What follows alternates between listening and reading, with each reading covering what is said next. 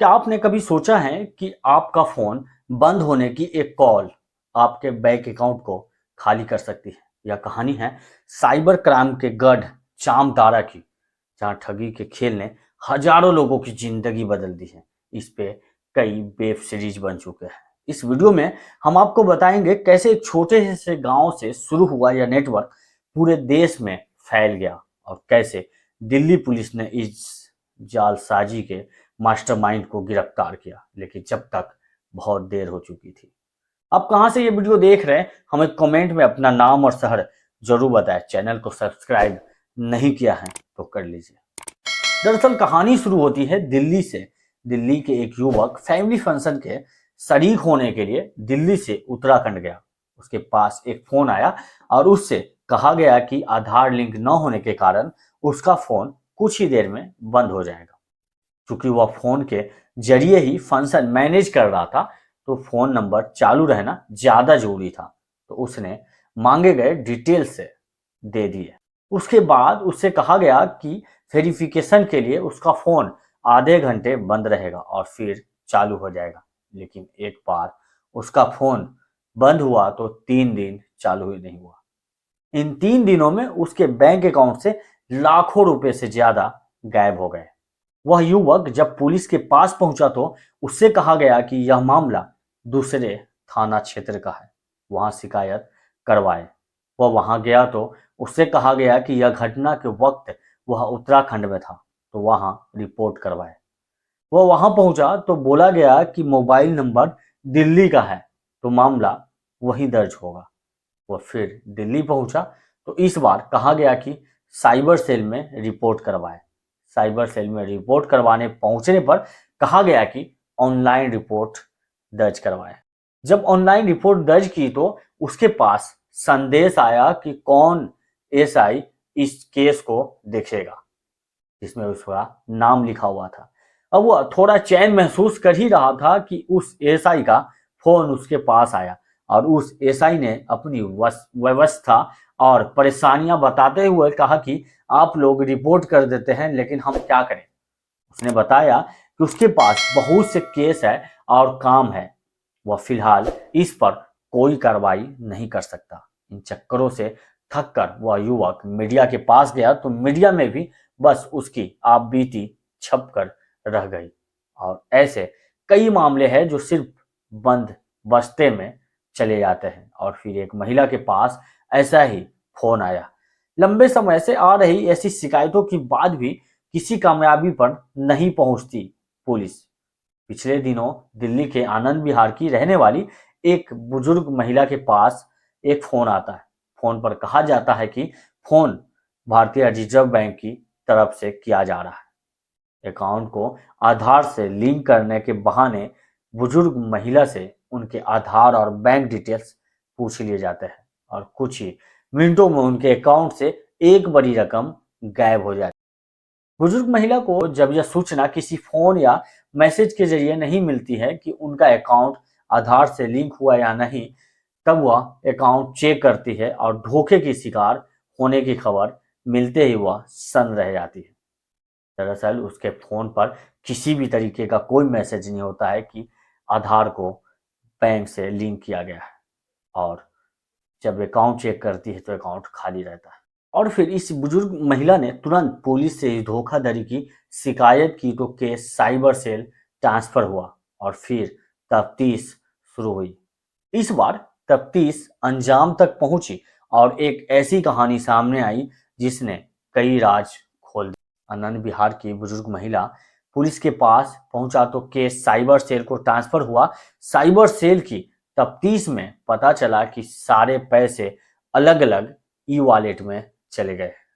Service provider से बात करके 40,000 रुपए तो वापस मांग लिए गए, लेकिन बाकी की रकम से अलग अलग लोगों का बिजली का बिल भरा जा चुका था, जिनके बिल ई वॉलेट से भरे गए थे। उन सब के पते राजस्थान के जोधपुर के निकले। ये सारे बिल एक ठेकेदार सुरेंद्र ने भरे थे। इस ठेकेदार सुरेंद्र को जब हिरासत में लिया गया तो उसने कहा कि उसका काम साबिर के कहने पर बिल भरने का है।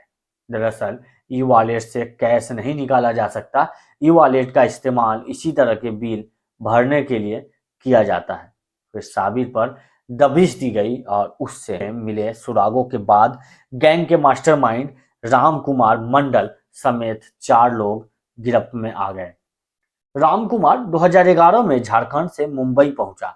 एक सामान्य परिवार से ताल्लुक रखने वाला राम कुमार ने मुंबई में मोबाइल रिचार्ज करने का काम शुरू किया।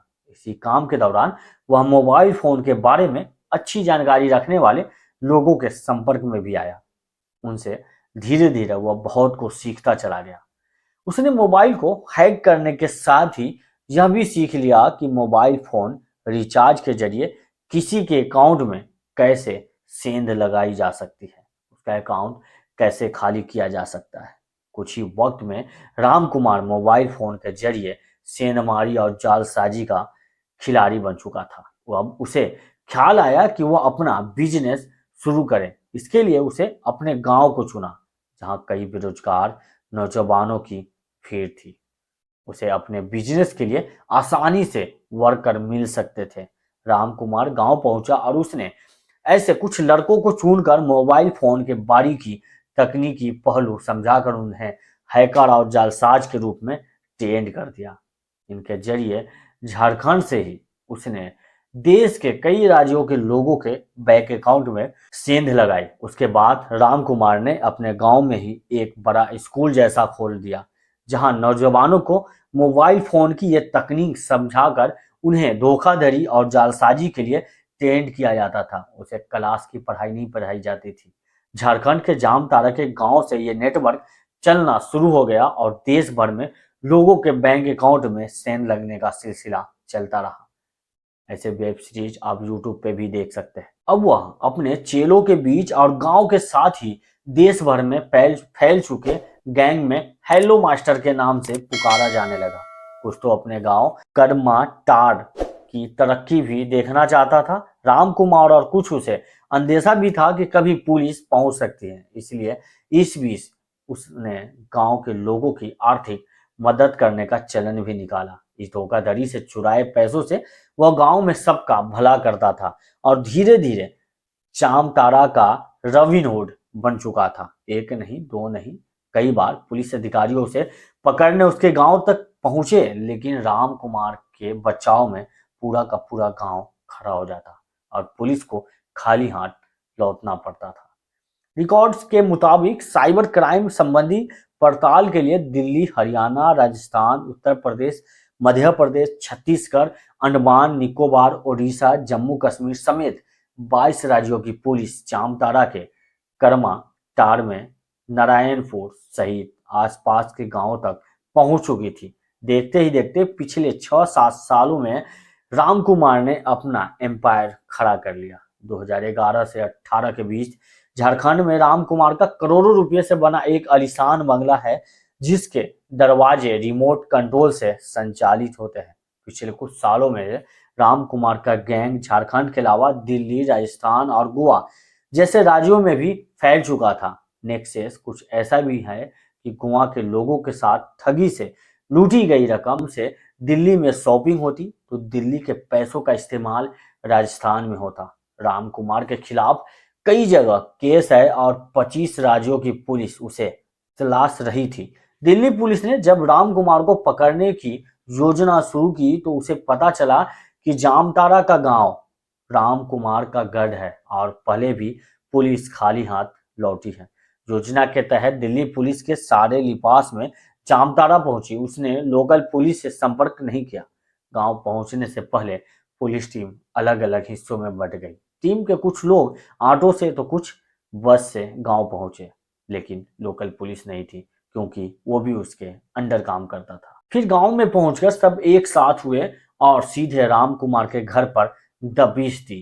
राम कुमार को गिरफ्त में लेने के बाद तलाशी में उसके घर से छुपा कर रखा गया करीब 5 लाख कैश मिला।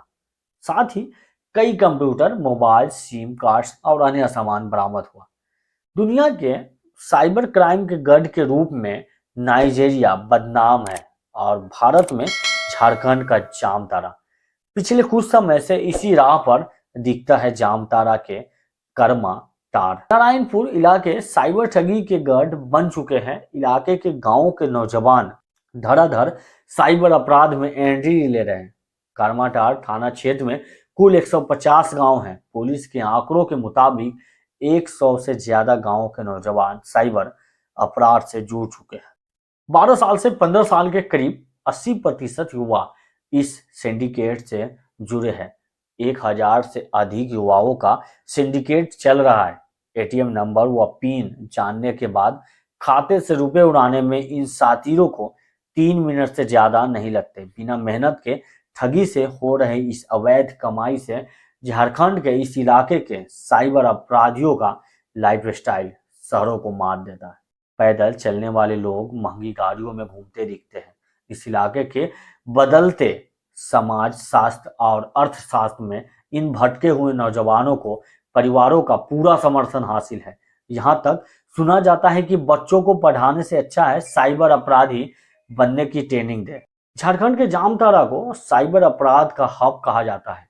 देश भर का 80% साइबर क्राइम यही से संचालित हो रहा है। साइबर क्राइम के नौजवान अपराधी देश के कई शहरों से अब तक करोड़ों रुपए की ठगी को अंजाम दे चुके हैं। एक खबर के मुताबिक तमिलनाडु में 200 से ज्यादा पुलिस कर्मी तक शिकार बन चुके हैं। जामताड़ा के साइबर अपराध का दायरा कश्मीर से कन्याकुमारी तक है। जामताड़ा के इस नेक्सस में दिल्ली पुलिस ने राजकुमार मंडल और सीताराम को गिरफ्तार कर एक कामयाबी तो हासिल की है, लेकिन अब सवाल यह है कि इस इलाके में ऐसे और कितने राजकुमार यानी मास्टरमाइंड या गैंगस्टर है। यहाँ एक व्यवस्था के अनुसार बड़े अपराधी छोटे साइबर अपराधियों को शरण देते हैं और उनके जरिए ठगी करवाते हैं। एक और सवाल है कि क्या साइबर ठगी के इस पैसे का इस्तेमाल ड्रग्स, हथियार या मानव तस्करी जैसे अन्य अपराधों या फिर नक्सलियों को फंडिंग के लिए तो नहीं हो रहा, क्योंकि वो इनका काफी सपोर्ट करते हैं।